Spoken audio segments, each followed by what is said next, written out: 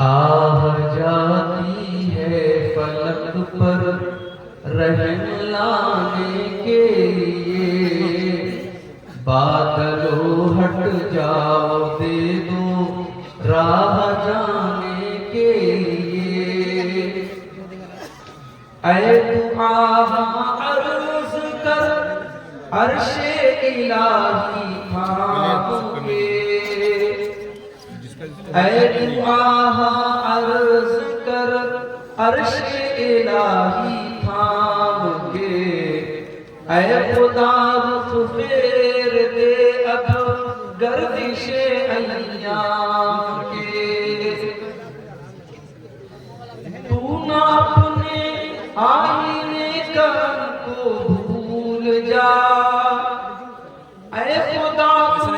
اپنے آئینے کرم کو نہ بھول جا، ہم تجھے بھولے ہیں لیکن تو نہ ہم کو بھول جا۔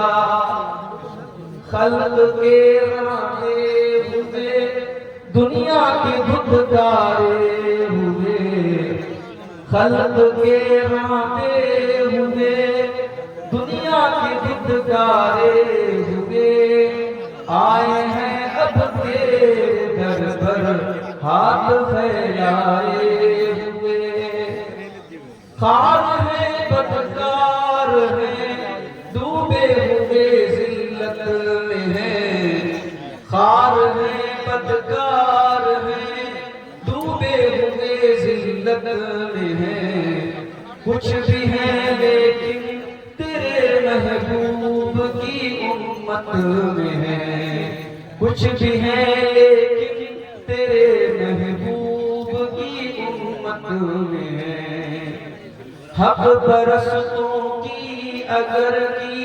تو نے دل جوئی نہیں، حق پرستوں کی اگر کی تو نے دل جوئی نہیں، تانا دیں گے بت کے مسلم کا خدا کوئی نہیں، تانا دیں گے بت کے مسلم کا خدا کوئی نہیں۔ آہ جاتی ہے رحم، آہ جاتی ہے رحم کو، آہ جاتی ہے فلک پر رحم لانے کے لیے، بادلو ہٹ جاؤ دے دو راہ جانے کے لیے، بادلو دے بادلو دے بادلو ہٹ جاؤ دے دو راہ جانے کے لیے۔ صدر محترم، علماء کرام، محترم بزرگوں، نوجوان ساتھیوں، پردہ نشین ماں اور بہنوں، پیارے بچوں، رات کے تقریباً 1:30 بج رہے ہیں، اور جیسا کہ مجھے بتایا گیا تھا کہ پروگرام چونکہ سردی کا موسم ابھی ختم نہیں ہوا ہے، پروگرام 12-1 بجے تک ختم ہو جائے گا، لیکن 12 بجے کے قریب تو میں آپ کے علاقے میں پہنچا، اور جب میں یہاں پہنچا تو یہاں آپ کے پورو سانسد پپو یادو صاحب کا بیان اور ان کی گفتگو چل رہی تھی، اور اس کے بعد آپ نے بنگلہ زبان میں بھی ایک تقریر سماعت کی،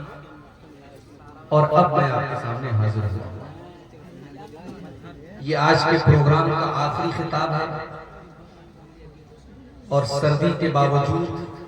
ٹھنڈی ٹھنڈی ہواؤں کے باوجود، جو بھائی بہن ماں ابھی تک اس پنڈال کے نیچے موجود ہیں، میں ان سب کے جذبے کی داد دیتا ہوں، ان کی ہمت کو سلام کرتا ہوں، اور ان سب کے حق میں یہ دعا کرتا ہوں کہ اللہ تعالیٰ آپ کا ہم سب کا اس جلسے میں آنا، تقریروں کو سننا، قرآن و حدیث کی باتوں کو سننا سنانا، اللہ تعالیٰ اس کو قیامت کے دن ہماری نیکیوں میں لکھ دے۔ اللہ اس نیکی کے عوض ہم سب کی مغفرت فرمائے۔ اور آج کا یہ پروگرام جس مقصد کے لیے ہوا ہے، جس ادارے کے تعاون کے لیے آج کا ادارے کے تعاون کے لیے یہ پروگرام ہو رہا ہے، اللہ تعالیٰ اس ادارے کو ہم سب کو آگے بڑھ کر کے اپنی حیثیت کے مطابق ہم سب کو بڑھ چڑھ کر کے اس ادارے کا تعاون کرنے کی توفیق دے۔ اور جن بھائیوں نے، ماں بہنوں نے اب تک اس میں حصہ نہیں لیا ہے، میں ان سے گزارش کروں گا، کیونکہ مولانا نور الاسلام صاحب نے بھی مجھ کو بتایا اور مولانا ابوالقاسم فضلی صاحب نے بھی بتایا کہ تعاون جو امید تھی اور جو توقع تھی ویسا نہیں ہوا ہے۔ میں آپ سب سے گزارش کرتا ہوں، سیمانچل کا یہ پروگرام جو اور جلسے ہوتے ہیں انہی جلسوں کی طرح اس جلسے کا مقصد بھی ادارے کی ترقی اور ادارے کا تعاون ہے۔ آپ اس مقصد کو نہ بھولیں اور یہاں آئے ہیں تو ضرور اس ادارے کا بڑھ چڑھ کر کے اس کا تعاون کریں، اس میں دان دیں، چندہ دیں۔ اللہ تعالیٰ آپ سب کو اس کی توفیق عطا فرمائے۔ میرے بھائی، مجھے جلسے والوں نے آج کے لیے کوئی ٹاپک، کوئی وشے، کوئی موضوع نہیں دیا، میرے اوپر چھوڑ دیا کہ آپ جو موضوع سمجھے مناسب اس پر گفتگو کریں۔ اور مجھے اس وقت جو سب سے اہم ٹاپک اور سب سے اہم عنوان اس پر اس وقت ہم سب کو غور کرنے کی ضرورت ہے، ملک کے حالات کو سامنے رکھ کر کے اگر کوئی موضوع ہمیں سمجھ میں آتا ہے تو وہ یہ ہے کہ اللہ کی مدد کب آئے۔ ہم اور آپ دیکھ رہے ہیں کہ ہماری مساجد کا معاملہ کہاں تک پہنچا ہے۔ اب صرف 3 مسجدوں کی بات نہیں رہ گئی، اب اسلام دشمن طاقتوں کی نگاہیں اس ملک کی ہزاروں مسجدوں کی طرف ہیں اور انہیں ایک بہت اچھی نظیر مل چکی ہے، ایک بہت اچھی مثال مل چکی ہے۔ ان کی ہمت اور حوصلے بہت بلند ہیں اور آنے والا وقت ہمارے لیے بڑا چیلنجنگ ہے۔ پھر ہم یہ بھی دیکھ رہے ہیں کہ آج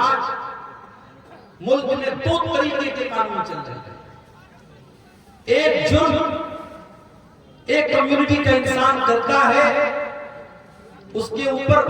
بہت ہلکا کیس ہوتا ہے، پولیس اور پرشاسن اس کو لے کر کے بہت زیادہ ٹائٹ نہیں ہوتا۔ وہی جرم اور وہی کام اگر دوسری کمیونٹی کا کوئی انسان کرتا ہے، اور میں کھل کے کہوں کہ اگر وہی کام مسلمان کرتا ہے تو بہت بڑا اثر کرتا ہے۔ اور اب تو حالات یہ ہیں کہ شاید دنیا کی تاریخ میں کبھی ایسا انصاف نہیں دیکھا گیا کہ جرم کوئی کرے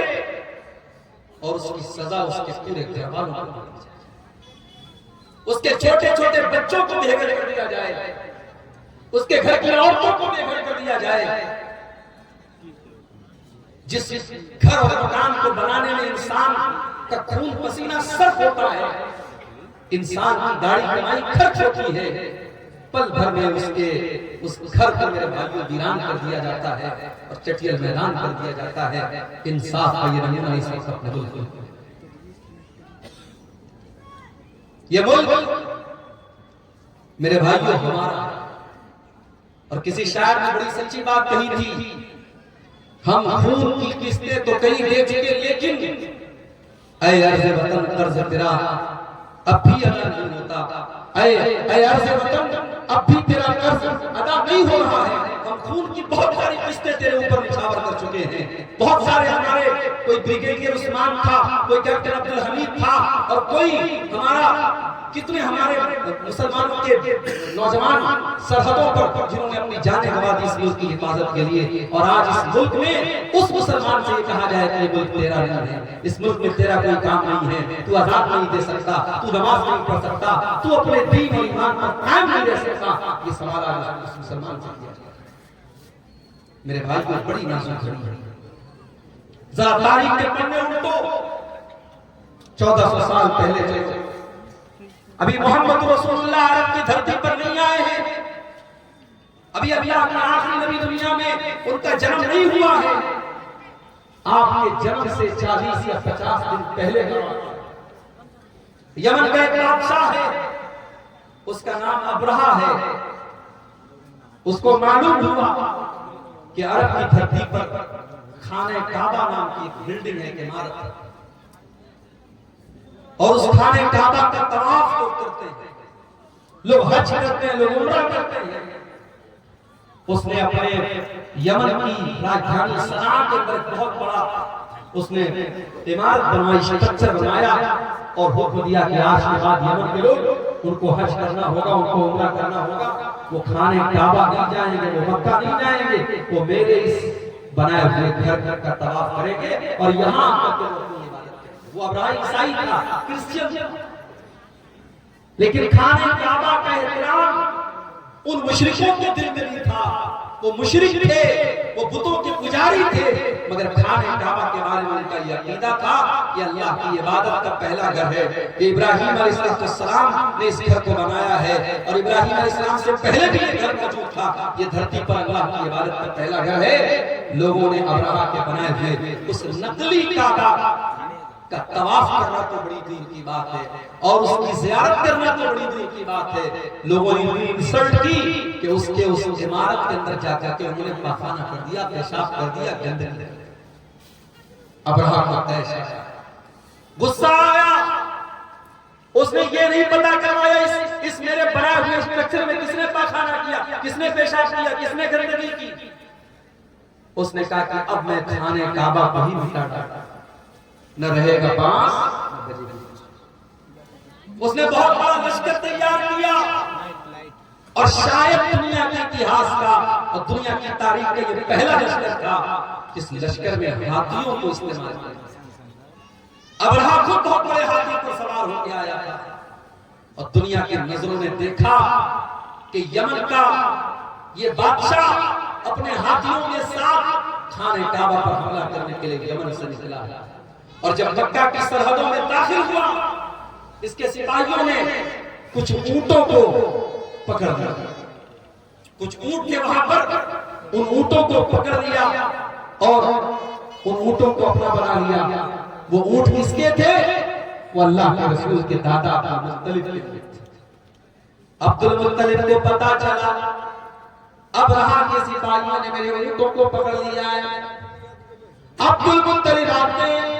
اور ابرہا سے کہتے ہیں، ابرہا میرے اونٹ مجھے واپس کر دو۔ ابرہا کو معلوم تھا عبدالمطلب خانہ کعبہ کے متولی ہے، خانہ کعبہ کی چابی ان کے پاس رہتی ہے۔ اے عبدالمطلب، میں تمہیں بہت ایک انسان، بہت اچھا انسان سمجھتا تھا، تم تو بہت میرے معیار سے بہت کمتر نکلے۔ اے عبدالمطلب، تمہیں معلوم ہے میں یمن سے چل کر کے تمہارے خانہ کعبہ کو گرانے آیا ہوں، جس خانہ کعبہ کو تم اللہ کا گھر مانتے ہو، جس خانہ کعبہ کو تم اتنا احترام کرتے ہو کہ تم اس کا طواف کرتے ہو اور حج اور عمرہ کرتے ہو۔ اے عبدالمطلب، اس خانہ کعبہ کی تم کو کوئی چنتا نہیں ہے، اور تم اپنے اونٹوں کو میرے پاس لینے کے لیے آئے ہو۔ اس کا مطلب یہ ہوا کہ تمہیں اپنے اونٹوں سے زیادہ پیار ہے، تمہیں خانہ کعبہ سے کوئی پیار نہیں۔ اب ذرا جواب سننا عبدالمطلب مسلمان نہیں تھے، اسی اپنے خاندان کے مذہب پر تھے، اپنے باپ دادا کے مذہب پر تھے، بت پرستی والے مذہب پر تھے، اسلام پر نہیں تھے۔ لیکن انہوں نے جو جواب دیا وہ جواب بڑا معقول جواب کہا کہ اے ابرہا، میں اونٹوں کا مالک ہوں، اونٹوں کی حفاظت میرے ذمہ تھی، اس لیے میں اپنے اونٹ لینے آیا۔ جہاں تک خانہ کعبہ کی بات ہے، ان لہو ربا یحمیہ، اس خانہ کعبہ کا ایک پروردگار ہے، رب ہے، وہ اپنے گھر کی حفاظت کرنا جانتا ہے، مجھے اس کی چنتا کرنے کی ضرورت ہے۔ اور پھر چشم فلک نے وہ منظر بھی دیکھا، ابرہا اپنے ہاتھیوں سے جب اشارہ کرتا ہے، ہاتھی شام کیا رخ کرنے کے لیے تیار ہے، ہاتھی جو ہے یمن کی طرف واپس جانے کے لیے تیار ہے، ہاتھی تینوں ڈائریکشن میں جانے کے لیے تیار ہے، مگر ہاتھی کو جب یہ کہا جاتا ہے کہ خانہ کعبہ کی طرف چل، ہاتھی ایک انچ چلنے کے لیے تیار ہے، ایک انچ ہاتھی آگے بڑھنے کے لیے تیار ہے۔ اس کے بعد دنیا کی نظروں نے یہ دیکھا، ہاتھیوں پر آئے ہوئے اس لشکر کا خاتمہ کرنے کے لیے اللہ تعالیٰ نے بارود نہیں برسایا، اللہ تعالیٰ نے توپ کے گولے نہیں برسائے، اللہ تعالیٰ نے فرشتوں کی فوج کو نہیں بھیجا، بلکہ اللہ نے کیسے اپنا عذاب نازل فرمایا، الم تر کیف فعل ربک باصحاب الفیل، اے نبی کیا آپ نے دیکھا کہ اللہ تعالیٰ نے ہاتھی والوں کے ساتھ کیا کیا، الم یجعل کیدہم فی تضلیل، اے نبی وہ تو بہت بڑی بڑی چالیں اور بہت بڑی بڑی پلانیں بنا کر کے آئے تھے، اللہ نے ان کی ساری پلانیں کو ناکام کر دیا، وَأَرْسَلَ عَلَيْهِمْ طَيْرًا أَبَابِيلَ، اور اللہ تعالیٰ نے ان کے اوپر چڑیوں کا جھنڈ بھیج دیا، چھوٹی چھوٹی چڑیاں ان کے اوپر بھیج دی، ترمیہم بحجارہ، جو اپنے چونچ میں اور اپنے پنجوں میں چھوٹی چھوٹی چنے کے برابر کی کنکریاں ان کے اوپر گراتی چلی جاتی تھی، اور وہ چھوٹی چھوٹی کنکریاں ایٹم بم بن کر کے ان کے اوپر برستی چلی جاتی تھی، جس کے اوپر وہ پتھر گرتا تھا، وہ کنکری گرتی تھی، وہ وہیں پر مر کر کے ختم ہو جاتا تھا، فَجَعَلَهُمْ كَعَصْفٍ مَّأْكُولٍ، اللہ تعالیٰ کے حکم سے وہ اتنے بدبختی کے ساتھ ان کا خاتمہ ہوا، كَعَصْفٍ مَّأْكُولٍ، جیسے کھایا ہوا چارہ ہو، جیسے گائے اور بکری کو آپ نے دیکھا ہوگا جب وہ چارہ کو کھا لیتا ہے اور کبھی کبھی اس کے منہ سے وہ بچا ہوا چارہ نکلتا ہے، اس چارے کی طرح ان کی ڈیڈ باڈی پڑی تھی، ان کی سڑی ہوئی لاشیں پڑی تھی، ان کی ٹوٹی پھوٹی لاشیں پڑی تھی۔ اللہ کو اپنے گھر کو بچانا تھا تو اس نے پرندوں کو بھیجا تھا، چھوٹی چھوٹی چڑیوں کو بھیجا۔ میرے بھائیوں، آج کیوں نہیں آ رہا ہے پرندوں کا لشکر؟ آج کیوں نہیں آ رہی اللہ کی مدد؟ کیا یہ سوال ہمارے اور آپ کے دماغ میں نہیں پیدا ہوتا؟ بالکل پیدا ہوتا۔ اور جو نظم میں نے پڑھی ابھی آپ کے سامنے خطبے کے بعد، اس نظم کے آخری شعر میں بھی یہی شکوہ کیا ہے شورش کا شاعری نے، حق پرستوں کی اگر کی تو نے دل جوئی نہیں، تانا دیں گے بت کے مسلم کا خدا کوئی نہیں۔ اے اللہ،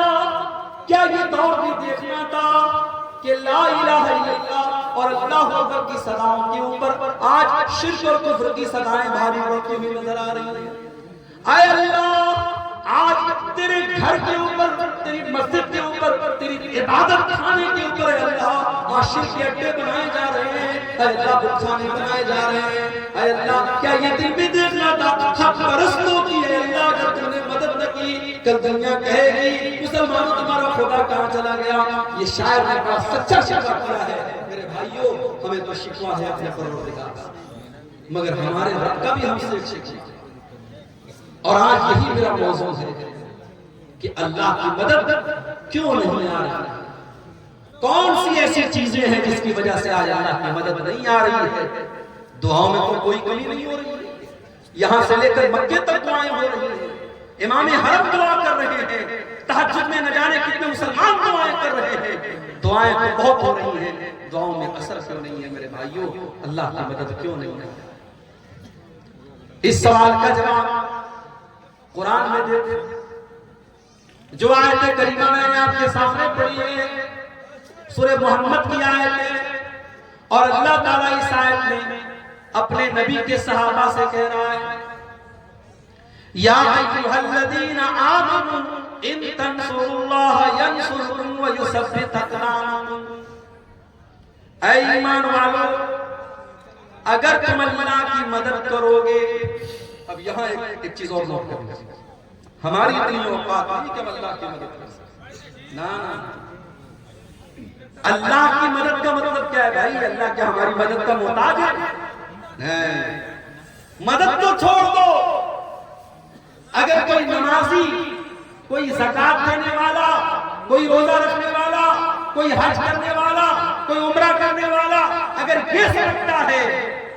کہ اس کی عبادت سے اللہ کو کوئی فائدہ پہنچ رہا ہے، اللہ کا کوئی بھلا ہو رہا ہے، یا اللہ کو کوئی فیض پہنچا رہا ہے، اپنے دماغ سے یہ کیڑا نکالا۔ اللہ کے نبی فرماتے ہیں، اللہ تعالیٰ کہتا ہے، یا عبادی، اے میرے بندو، لو ان اولکم وآخرکم وانسکم وجنکم کانوا علی اتقی قلب رجل واحد منکم، اے میرے بندو، جتنے انسان ہیں اور جتنے جنات ہیں اور جتنے پہلے کے لوگ ہیں اور جتنے بعد کے لوگ ہیں، سارے کے سارے لوگ اگر متقی بن جائیں، پرہیزگار بن جائیں، اللہ اللہ سے ڈرنے والے بن جائیں، دنیا میں سب سے نیک انسان کے جیسے بن جائیں۔ اللہ فرماتا ہے ما زاد فی ملکی شیئا،